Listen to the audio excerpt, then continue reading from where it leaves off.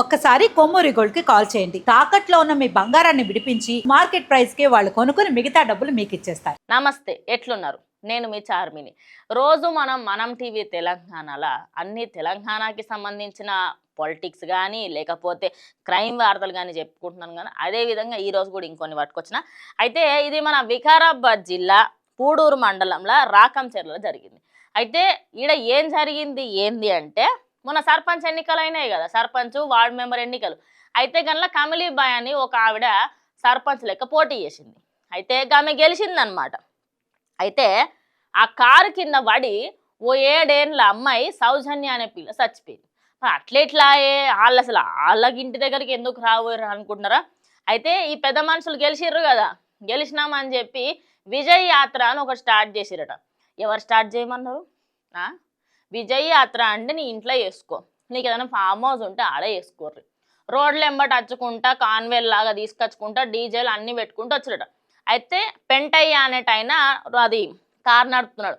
ఆ కారు ఏదైతే ఉన్నదో దానికి సంబంధించి మనం మాట్లాడుకుంటే, అరే కారు సప్పుడు వస్తుంది, డీజే సౌండ్ వినిపిస్తుంది, ఎక్కడ ఏంది అని చెప్పేసి ఆ పిల్ల బయటకు పోయి చూసిందట. బయటకు పోయి చూసిన వెంటనే ఏమైందో తెలుసా? ఆడికి పోయిన తర్వాత ఆ కారు డైరెక్ట్గా ఈ పిల్లని గుద్దేసి 50 మీటర్ల దూరంలో పడేసింది. అయితే లోపలికి వెళ్ళి దగ్గరలోనే ఉన్న తల్లి కూడా, అయ్యో నా పిల్లెటు వాయా అని చెప్పి చూస్తాకంటే కొంచెం దూరంలో పోయి పడ్డది. ఆ కారు మీద తిరిగి చూసింది కూడా లేదట. ఇంకోటి, ఆ కారుకి సంబంధించి అదేవిధంగా పెంటే నడిపిన ఆయనకు కూడా సోయి కూడా లేదు, ఆ పిల్లకి ఏమన్నా అయిందా ఏంది ఏం చూడలేరట. ఇంకోటి ఏంటంటే, ఆ పిల్ల దగ్గరికి తల్లి పోయి చూస్తాకంటే మొత్తం రక్తం అంట, చేతులకు కూడా రక్తం అంటుందట.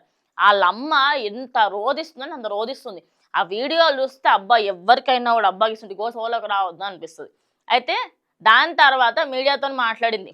వీళ్ళు ఏమంటున్నారు, నా కారు కింద వడి చావాలే, ఆమెనే దేనికో గుద్దుకొని చచ్చింది అన్నట్టుగా వీళ్ళు చెప్తున్నారు. కానీ డైరెక్ట్గా ఎట్లా వస్తుందమ్మా నాకు అర్థం కాదు.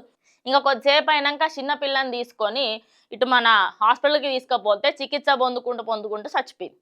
ఇప్పుడు నువ్వు సర్పంచ్ లెక్క గెలిచినందుకు అసలు సర్పంచ్ అంటే ఏంది, వార్డు మెంబర్లు అంటే ఏందనే ఇంహిత జ్ఞానం కూడా లేకుండా ఎవరు తీయమంటున్నారు. మళ్ళీ ఈ పెద్ద మనిషి ఏమంటాడట తెలుసా? ఈయనట ఒక బుక్ మెయింటైన్ చేస్తున్నాడట. నువ్వేమన్నా నారా లోకేష్ అనుకుంటున్నావా? గాయన ఎందుకు రాస్తున్నాడు, అప్పట్లో ఎవరెవరు తప్పు చేసిరు ఏందనేది ఆయన రాస్తున్నాడు. నువ్వేంటికి రాసినావు? గీడు నాకు ఓటు వేయలేడు, నేను ఇన్ని చంపేస్తా, ఏమన్నా సినిమాలు అనుకుంటున్నావా? జాతిరత్నాలువా నువ్వు? నాకు కేక్ పెట్టలే అని చెప్పనికి కాదు కదా. మరొక సర్పంచ్ అయి ఉండి నువ్వు చేసే పని ఏంది, నువ్వు చేస్తున్న పద్ధతి ఏంది, ఇంత కూడా లేకుండా సరే నువ్వు విజయయాత్ర చేసుకున్నావు, మరి ఆ పిల్లకి అయింది అని చెప్పి తెలిసినప్పుడు అన్న ఆగి మరి ఏమైంది ఏందని అడగాలని తెలివి కూడా లేదా? ఇప్పటికైతే పోలీసులు ఆడ విచారణ చేస్తున్నప్పుడు ఊరోళ్ళు ఆయన చుట్టుముట్టు ఉండి నువ్వు అసలు ఏం సర్పంచ్ అయ్యా, ఎట్లా గెలిచినావు, నువ్వు అసలు మేము నేను ఎట్లా గెలిపించినావు?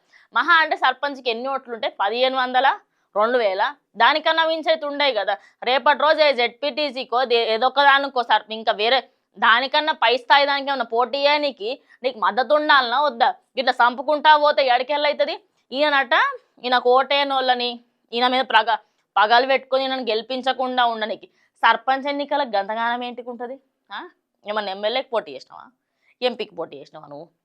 లేకుంటే సీఎంకే పోటీ చేస్తున్నావా డైరెక్ట్?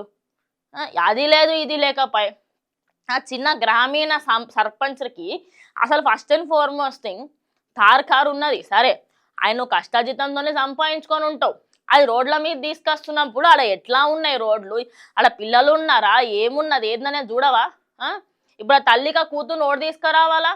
ఆ సౌజన్య అనే అమ్మాయి పాపం బయటకు వచ్చారే ఏదో హడావిడ అవుతుంది, ఏదో లొల్ల అవుతుంది అని చెప్పి బయటకు చూడనికి వచ్చిన పోరిని ఇంకో వేరే లోకాలకే పంపిస్తుంది కదా అయ్యా.